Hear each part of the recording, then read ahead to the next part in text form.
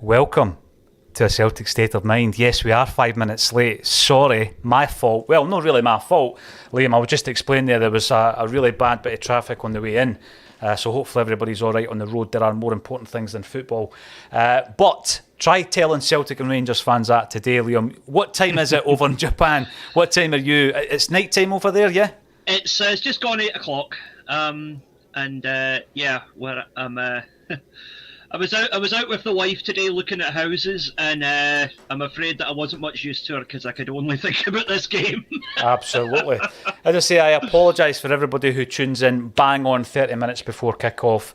There was a wee issue. It was on the city bypass, which is shocking at the best of times. But let's not talk about the weather. Let's not talk about the traffic. Let's talk about the biggest derby in Glasgow. It's Celtic versus Rangers. Celtic have won 6 in a row, Liam. We do look to be flying, and all week I've been pretty confident, but I've also been looking at all these cliches that I've been hearing for 40 years about the form book goes out the window in a game like this and all that kind of stuff. How confident are you going into this game? See, this is a weird one. I was actually just discussing this with a few people earlier on. I'm confident. But the thing is, I'm usually really anxious when we play these games. Yeah. And the fact that I'm not anxious has me feeling a bit anxious, if that makes any sense. You're wondering why. Where's the anxiety? Absolutely. Now, Liam Carrigan, you are joining us as a member of Celtic Down Under. We do a tie-in with the Matchday, but also, obviously, Jared and Liam and everybody else involved with your page and your broadcast is welcome to come on Axom, and you do on a regular basis. It's been a great tie-in, actually, to get your perspective of what's happening over there. What impact are we making in Japan? What impact are we making in Australia? I love all that kind of chat since Ange Postecoglou came to the club. Lawrence Conley's just walked in the building. However, he will be joining us at half-time. The big fella is in the building, but as I say, there was some horrific tailbacks on the motorway today. Let's have a look at the teams. For anybody who's not seen the teams, we'll bring both up. I don't think the Rangers one was shared on the Celtic Twitter page, but that's another story. I do have both teams. It would be remiss of me not to look at the opposition, but we'll start off with the main attraction, and that's Celtic, and this is the side right here. Joe Hart in goals, right back Juranovic, I'll come back to him in a second. Carter Vickers and Starfelt in the centre of defence with Greg Taylor at left back. The midfield three of McGregor, O'Reilly and Hatate, and up top Abada, Jota and Kyogo. We'll come to the bench in just a second, Liam, but what's your reaction to the starting 11 there that Ange just put out? Pretty much as I expected. I think the only two question marks going into the game were Jens or Starfelt and Abada or Maeda. And you can't really drop Abada after scoring a hat-trick last week. And, you know, Starfelt has played in this game before.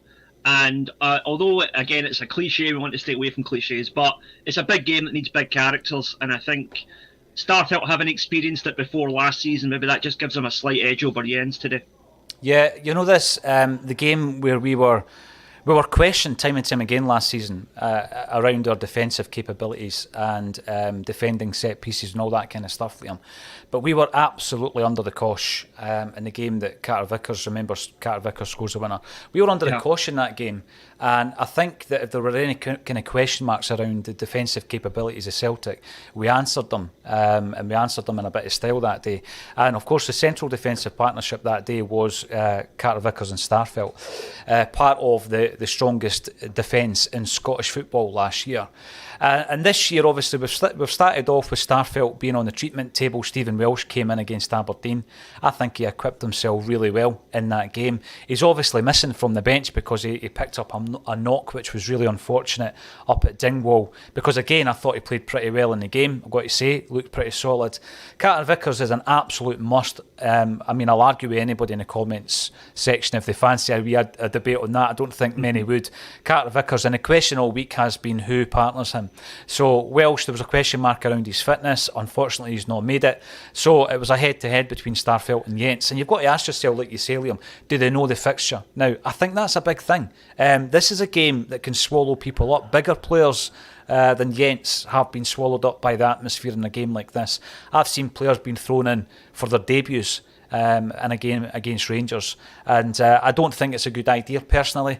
I also remember Tommy Burns talking about throwing players into big games and the fact that there's a reverse psychology in it sometimes. I think Peter Grant made his debut against Rangers at the age of 17, for example, and Burns toyed with the idea he's throwing in Paul Byrne for the 1995 Scottish Cup final. We'd been out the side for ages, but sometimes if they're not tuned in, then they don't get caught up in the nervousness and the anxieties of a big game like this. But he has, I think he has made the right decision with the central defensive partnership.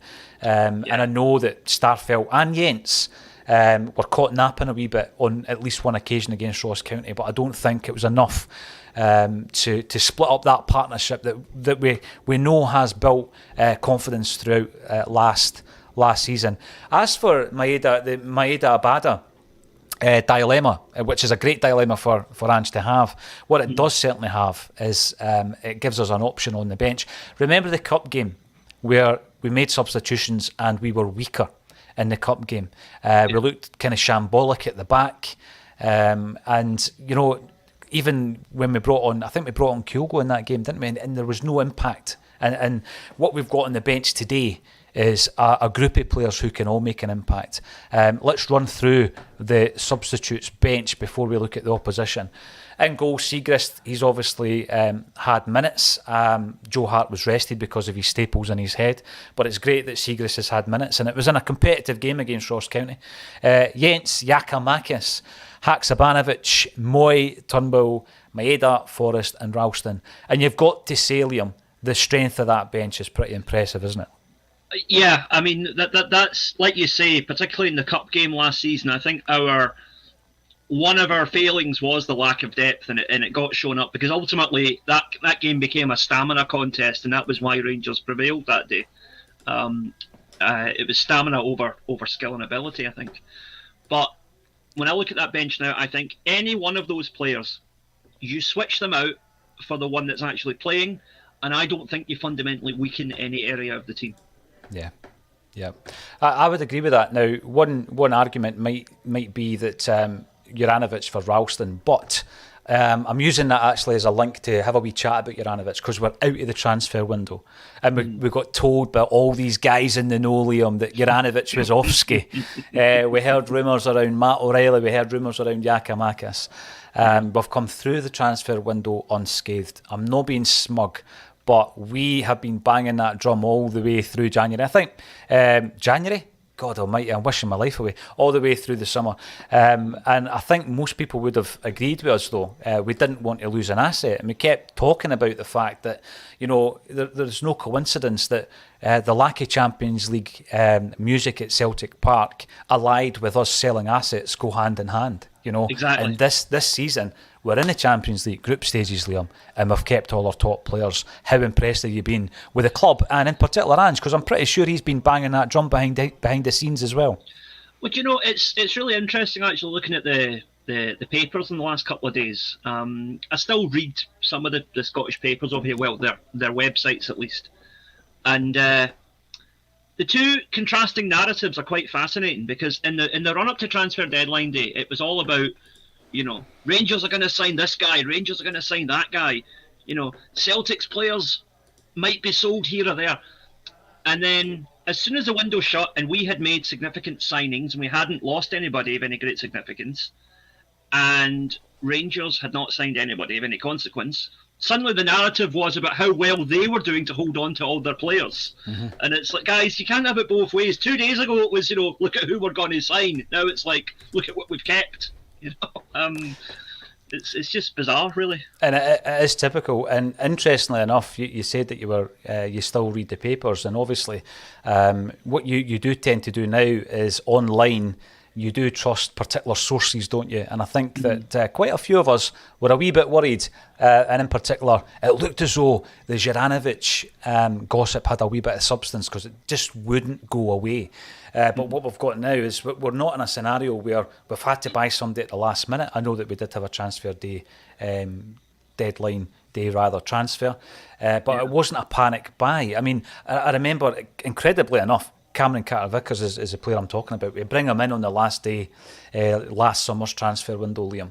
A massive part of that, and we've discussed it on the show, was the uncertainty around Julien at that point. So we bring in Carter-Vickers. I'm not going to say it was a panic buy, but it was a last minute buy. Brought him in on loan.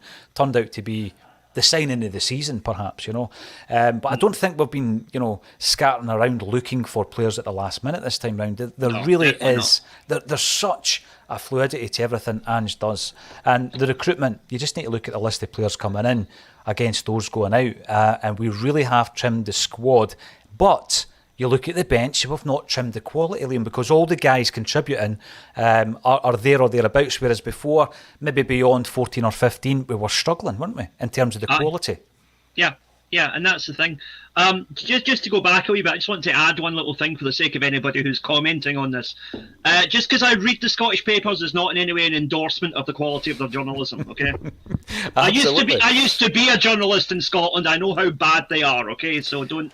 When you said you read the papers, I was going to ask, is the Beano and Dandy still kicking about? But I've got to caveat that, to use a favourite Axon word. I've got to caveat that by saying that there are a number of journals out there who I've got a lot of time for in Scotland, and aye. Quite a few of them have been brilliant with us. Axon, obviously, Tony is no longer contributing, but Tony was a big part of Axon for a couple of years, and Alison McConnell's great, Stephen McGowan, Hugh McDonald, but generally speaking, across the board, very unimpressed with a lot of the coverage. And it was interesting to see that the financial fair play rules got a wee bit of focus yesterday, Liam. What were you? We're playing Rangers. It's not like we're obsessed with them. Let's talk a wee bit about that. Interesting that that's coming in at this kind of late stage, I would suggest. Yeah, I think that's a kind of a you're on your last warning kind of thing. We've got our eye on you, kind of thing. Aye. It's like when the tax man sends you like the 3-month reminder. Get this settled by the end of the year, or you're going to be in trouble. So I think they have I wouldn't say lucky, because they did well to beat PSV Eindhoven, credit where it's due, right? But they're very fortunate to be in the Champions League, because I think that financial issue would have been a much, much bigger problem for them had they not got that money.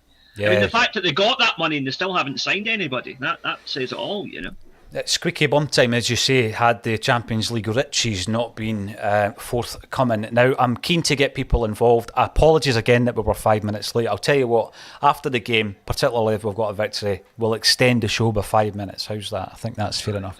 Paddy, I've got my post-game celebratory drink here. Oh, nice one. Paddy Lavery is often the first man on the comments, and that's exactly what's happened today. And I've got to say, Paddy, that is a very natty tracksuit top you've got on there with a big shamrock. It's reminiscent to the Axon ones. Indeed, it may well be one. Hoping for a great game, but 3 points is essential. And I think that there's been seasons in the past where that old cliche has come home to roost. Where I remember many seasons where, no matter how dominant Rangers were, Celtic, we're capable of getting a result. I seen the old photos today, Andy Payton and guys like that celebrating against a really, really strong Rangers side.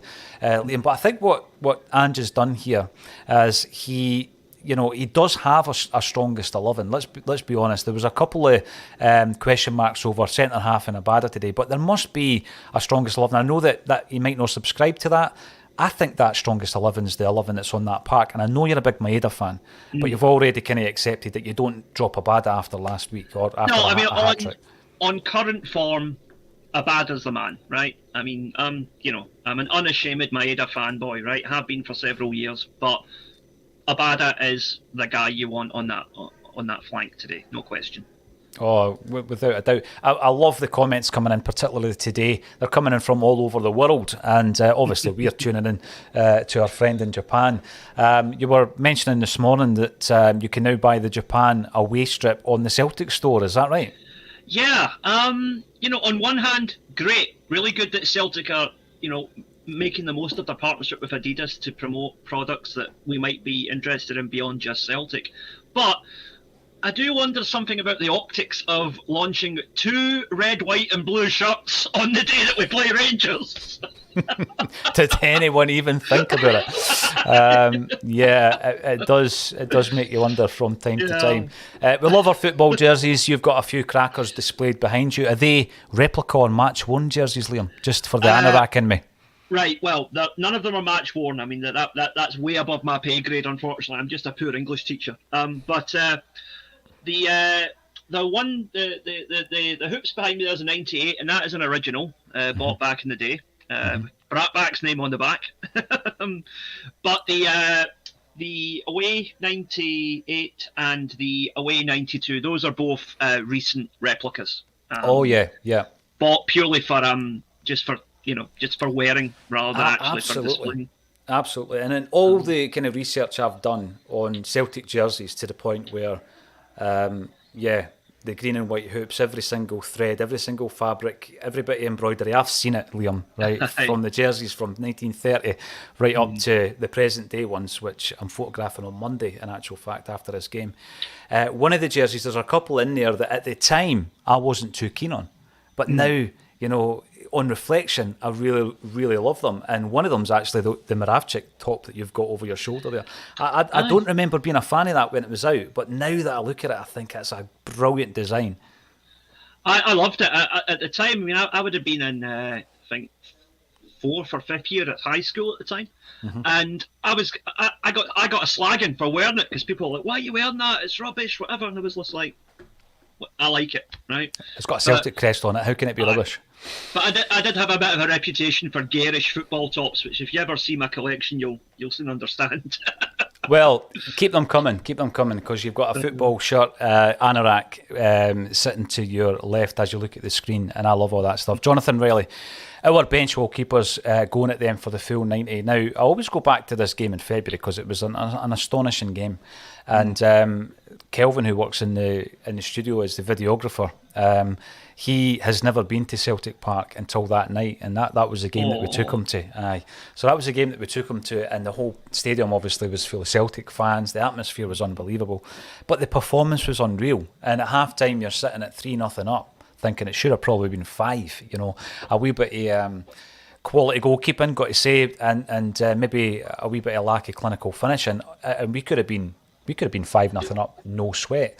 But there was this thing last season, this argument, just going back on the point that was made there about Celtic being a 60-minute team and all this kind of stuff. And what we've seen this season is a completely different kind of approach, because at 60 or 65 minutes, we can make 2 or 3 changes, Liam, and that intensity, it doesn't drop. It sometimes can even go up. You imagine bringing on Maeda at 65 if Abada's been running rings around their fullback all day, and then you bring on Maeda just to really add salt to the wounds. And I think that when Ange's come in, he's not focusing, this is a wee bit contradictory, he's not focusing on having the best 11, is he? He's focusing on having the squad, so that when he plays his game, the intensity never drops, does it? I think that's the big difference in the past, is that past Celtic teams, certainly in my memory, even the great teams like, the time of Larson and Sutton and whatever, they were teams that were built around players. Like, we basically built that team around Henrik Larsson. A talisman, right? Aye. Yep. Whereas now, Ange has got his system and he's buying and training the players to fit it. The system doesn't change. It's the players' responsibility to fit into that system. And I think that's why actually we've signed 4 Japanese players, because that is a recurring thing. I don't know if any of our viewers watch the J League as much as I do, but you do see it in the J League quite often, what we call utility players, players who will play one position one week and a different position the other week. I mean, Hatate, he played in the title-winning season at Kawasaki just before he came to us. He played the majority of that season at left back. And that's incredible. Yeah, shows the versatility.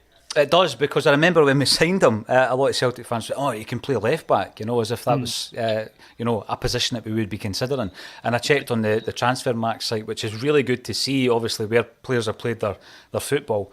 And I was interested to see that he had played left back. And you're looking at the versatility, like you say, of a player like Hatate. I'm going to ask you this question because you've seen a lot of him before he's come to Celtic. he looks to me as though he's a lot leaner, Liam. As there's a more kind of direct and dynamic kind of part of his game that, by the way, I think he threatened in the early part of last season, but it was almost as if he maybe ran out of steam a wee bit. Is that safe to say, having obviously seen him prior to coming to Celtic? I mean, to be honest, I'm surprised that Maeda didn't suffer a similar burnout towards the end of the season, because both of them had played for more than a year straight, because the previous J-League season started in February of 2021. Yeah. And then you come right through, the season finishes in December, and then they sign for us in January. So they maybe got about a week off, then they're straight back into playing for Celtic. What are they complaining about, Liam? A week off, that's fair dues. But then, asked my wife for a week off, and she said, "Oh, you better take a COVID test then." Exactly. I'm going to ask you, just while it's fresh in my memory, then, almost the forgotten man of that, that four Japanese collection of players that have come in is Ideguchi. And I think that, he's a player that we've heard a lot about prior to coming to Celtic. What's your take on him prior to coming to Celtic? And is this just really bad luck with the injuries? Are we going to see a player that might at some point this season come in and really play his part in this squad? I mean, I've seen Gucci play for Japan, the national team, before, and I've seen what he can do. He is, when he's at the top of his game, he's on the same level as the likes of Hatate, right? Right. But the issue is, and this was a question which I posed on Celtic Down Under this week, and I would put it to our viewers as well. Ask yourselves, are we really saying that Gucci is not succeeding? Or is it just the case that the other three Japanese have been so outstanding that we're perhaps making an unfair comparison? Because when Gucci has played, and admittedly it's been limited, I don't think he's had a bad game. I've never seen him have a bad game. No, I'd agree with that. And even in the pre-season, I thought that it looked as though, barring injury, he might be making that kind of breakthrough.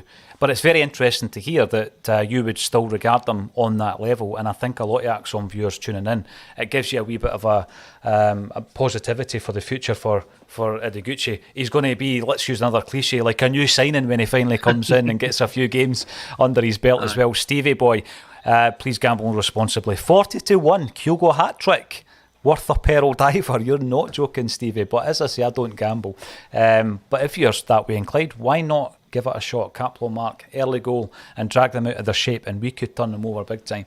I'm hoping it's more like the February game than some of the other games that we've seen. There is only 2 minutes to kick off, Liam. We came in 5 minutes late today. Apologies. I'll take that one on the chin. Lawrence will be joining us at halftime and full time as well. I'm going to have a quick look actually at the opposition team, and then we'll get a wee prediction from you, and then we'll go and join the action.